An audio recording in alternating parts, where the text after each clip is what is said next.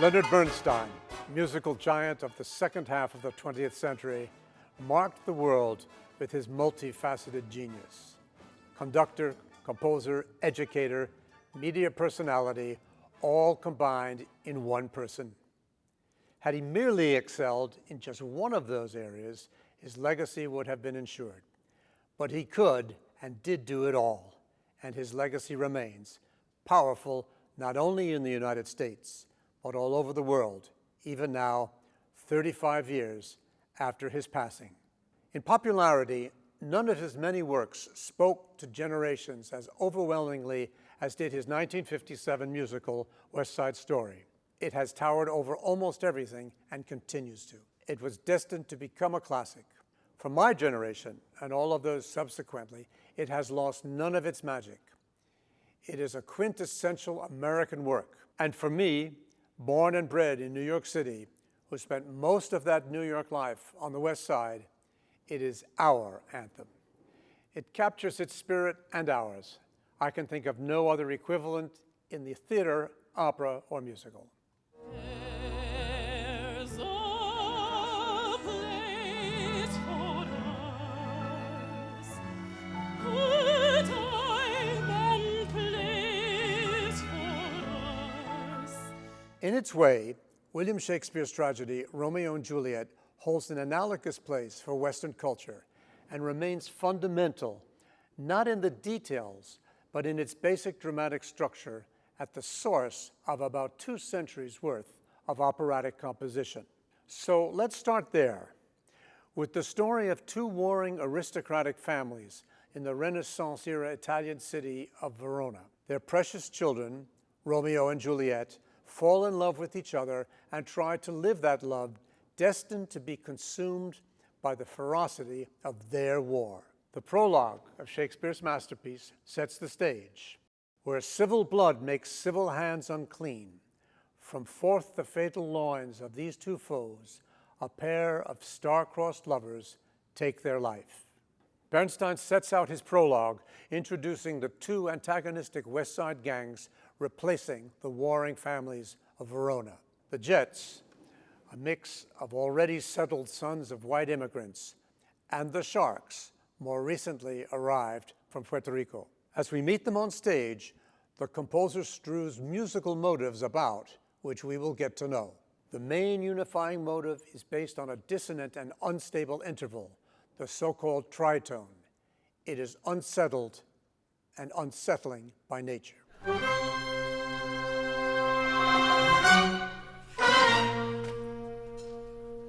The young gang members, probably less lethal than their 21st century equivalents, swagger about the streets to this swinging jazz rhythm.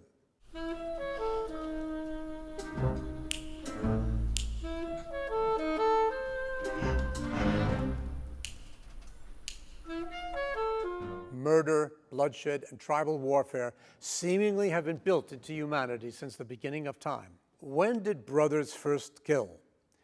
The book of Genesis recounts the first act of fraternal murder. While they were in the field, Cain attacked his brother Abel and killed him. Genesis. Roman mythology is not very different. 2 orphaned brothers, Romulus, destined, we are told, to found the city of Rome, and Remus, who were raised by a she-wolf in the woods, have a similar story. When Remus knew of the deceit, he was enraged and, smitten by Romulus himself, fell dead.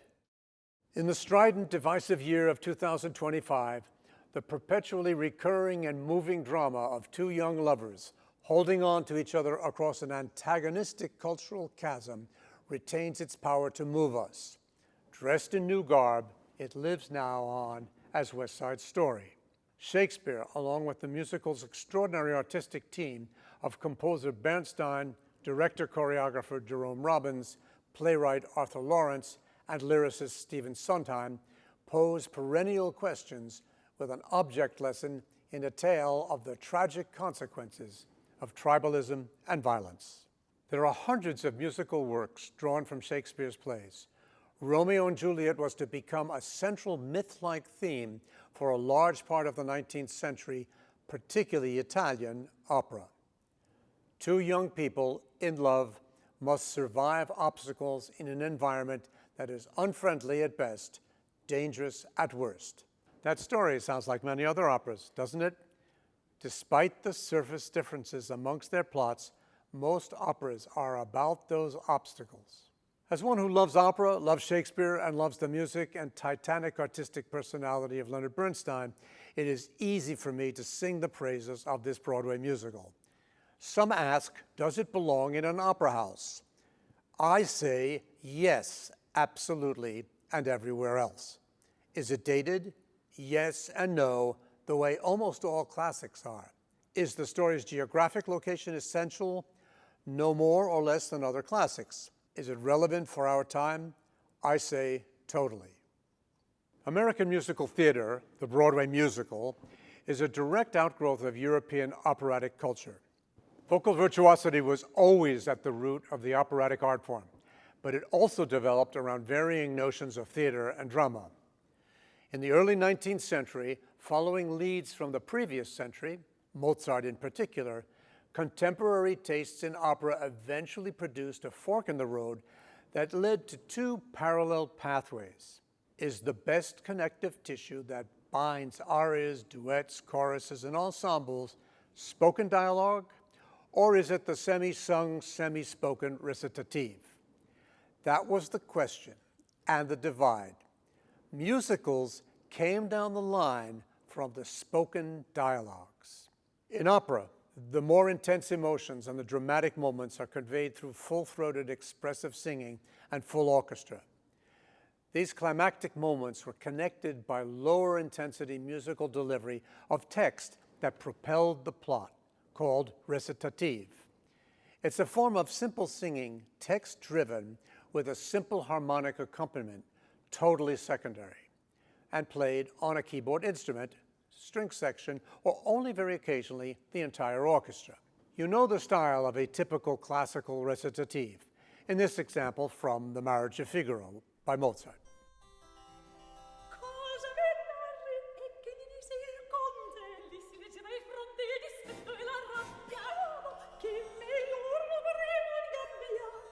During the 19th century, some members of the public, and consequently some producers and composers, preferred to eliminate the recitative and instead offer spoken dialogue to push the plot forward. An alternative developed meant to be spoken in the language of the audience. This form enjoyed less favor in Italy, but flourished in France, where it was called opéra comique, and in German-speaking countries called various Singspiel, Spieloper, and operetta. The American musical was a direct outgrowth of the Viennese operetta. Wenn ich nur die Uhr erwischen könnte, das wäre ein vortrefflicher Corpus Delicti. Sie beißt schon an. Wer mich fixiert, der Spitzbube.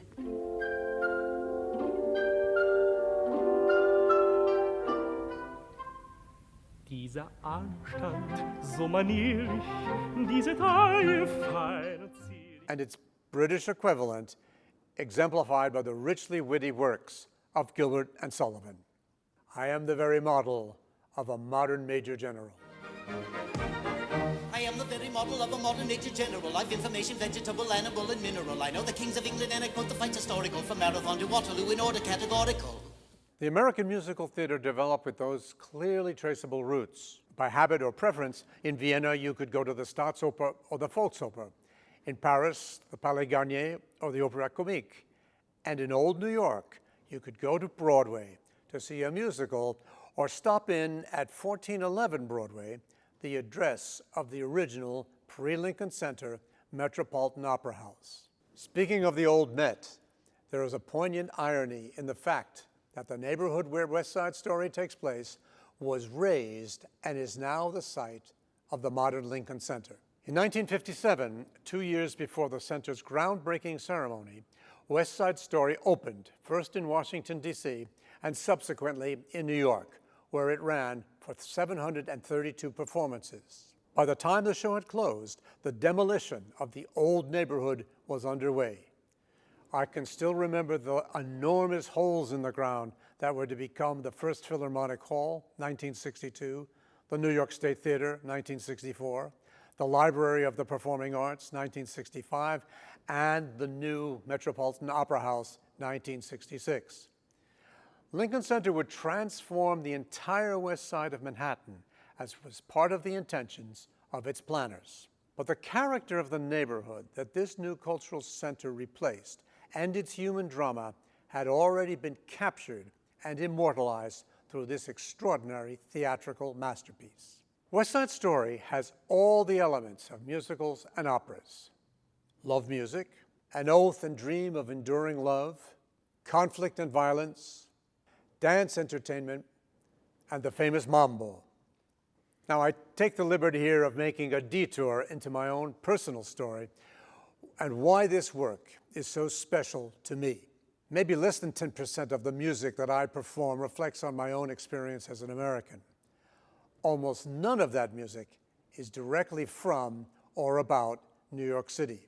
For me, born in the Lower East Side of Manhattan, grown up in Queens, but destined to consider the West Side my home, both literally and artistically, there is no other work like West Side Story.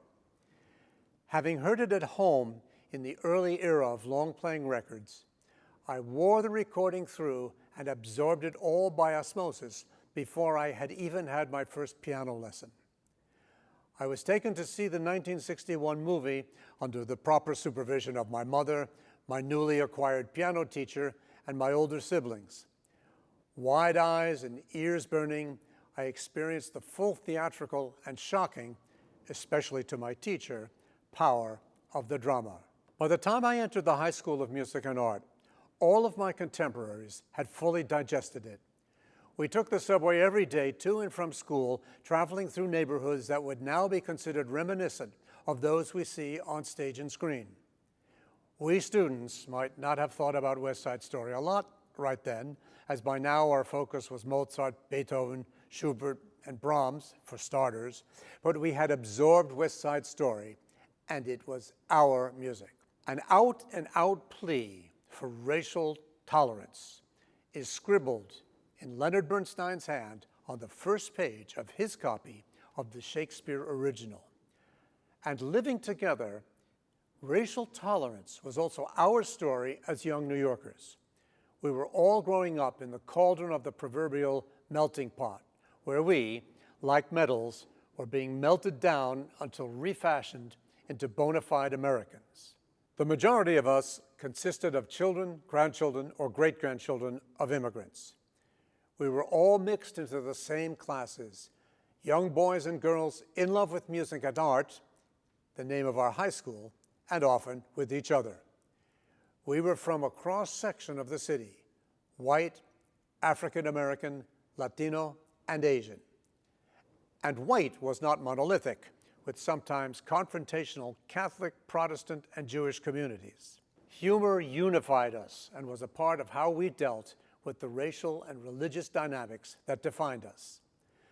That was how we all lived in that massive port city that had welcomed the, quote, tired, poor, huddled masses, unquote, into a haven of immigration.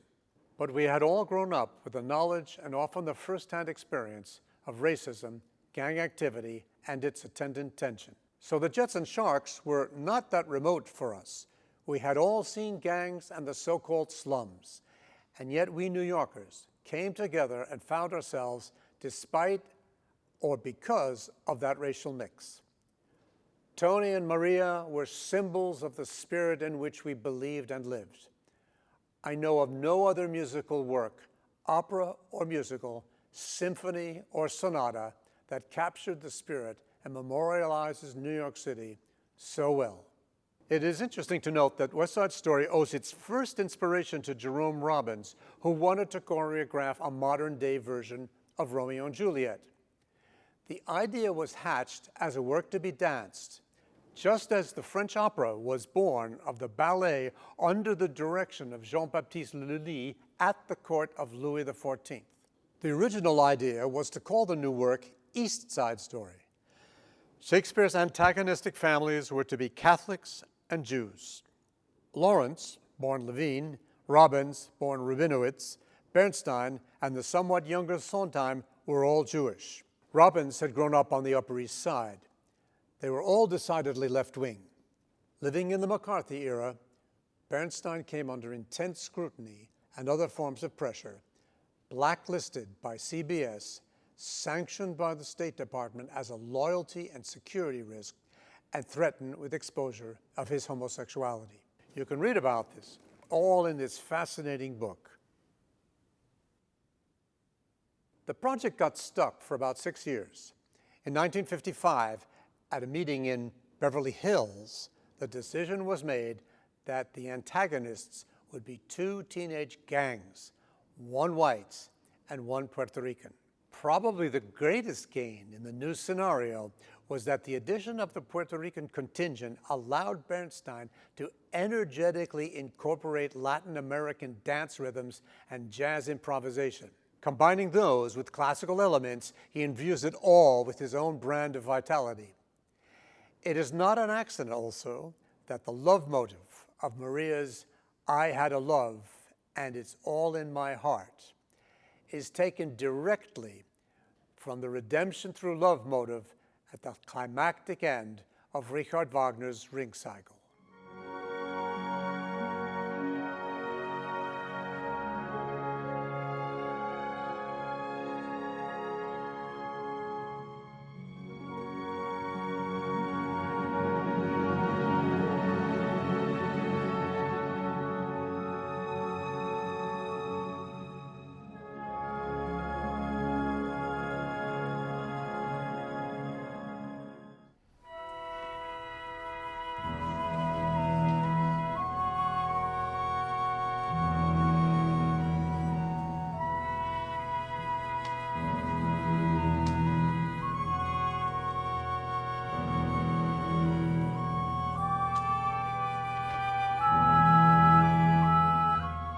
With his characteristically omnipresent rhythm and drive, Bernstein captured the incessant energy of New York, the, quote, city that never sleeps, unquote, with its violence, sensuality, danger, loneliness, and excitement.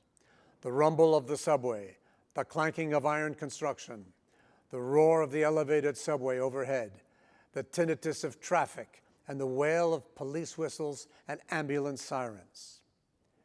As for satiric humor, what could top Anita and her Puerto Rican girlfriends' "I like to be in America," comparing life in New York and San Juan. I like to be in America, okay by me in America, everything free in America, for a small fee in America. And the raw hoodlum humor directed at the police and the forces of law and order in Officer Krupke. Officer Krupke, we're down on our knees, 'cause no one wants a fellow with a social disease. The Officer Krupke, what are we to do? Officer Krupke, Krupp you! Bernstein and Company have updated a classic tale of idealistic love, attempting to somehow, somewhere, sometime, find a place to live their love, away from the overt hostility of a troubled world. That love, willing to break through barriers, racial and family and cultural taboos, continues to inspire. Relevant today, as always, in a world continuously endangered by many forms of tribalism, rift with conflict, Bernstein envisioned redemption and solace in love. He urges us to defy the example of Cain and Romulus and to choose love over hate, harmony over discord, and compassion over violence. Thank you for watching, and I'll see you at the opera.